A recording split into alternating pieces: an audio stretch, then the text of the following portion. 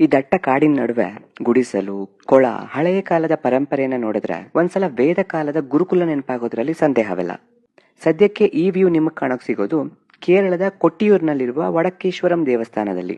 ಅದು June 8ರಿಂದ July 4 ತನಕ ಮಾತ್ರ. ಯಾಕಂದ್ರೆ ಅಲ್ಲಿಗ ವೈಶಾಖ ಮಹೋತ್ಸವ ನಡೀತಾ ಇದೆ. ಸತೀ ದೇವಿ ತನ್ನ ತಂದೆ ದಕ್ಷನು ಪತಿ ಶಿವನಿಗೆ ಮಾಡಿದ ಅವಮಾನ ಸಹಿಸ್ಲಿಕ್ಕಾಗ್ದೇನೆ ಇಲ್ಲಿಯೇ ಯಜ್ಞಕುಂಡದಲ್ಲಿ ಹಾರಿ ಪ್ರಾಣತ್ಯಾಗ ಮಾಡ್ತಾಳೆ ಅನ್ನೋದು ಇಲ್ಲಿನ ಸ್ಥಳ ಪುರಾಣ. ಆದ್ರಿಂದ ಇದನ್ನ ಎಲ್ಲಾ ಶಕ್ತಿಪೀಠಗಳ ಮೂಲ ಅಂತಾನೂ ಕರೀತಾರೆ.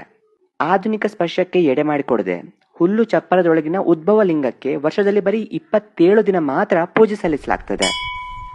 ಅದರಲ್ಲೂ ಈ 27 ದಿನಗಳಲ್ಲಿ ಕೆಲವೊಂದು ದಿನದಂದು ಮಹಿಳೆಯರಿಗೆ ಪ್ರವೇಶ ಇರಲ್ಲ. ಇಂಥ ವಿಶಿಷ್ಟ ಆಚರಣೆಯನ್ನ ನೀವು ನೋಡ್ಬೇಕು ಅಂತ ಅಂದ್ರೆ ಈಗ್ಲೇನೆ ಕೊಟ್ಟಿಯೂರ್ಗೆ ಹೋಗಿ. ನಿಯರೆಸ್ಟ್ ರೈಲ್ವೆ ಸ್ಟೇಷನ್ ಅಂತಂದ್ರೆ ತಲಚೇರಿ ಮತ್ತೆ ಕಣ್ಣೂರು. ತಲಚೇರಿಯಿಂದ ಉತ್ಸವ ಸಮಯದಲ್ಲಿ ತುಂಬಾ ಬಸ್ಗಳು ರನ್ ಆಗ್ತಾನೆ ಇರುತ್ತೆ.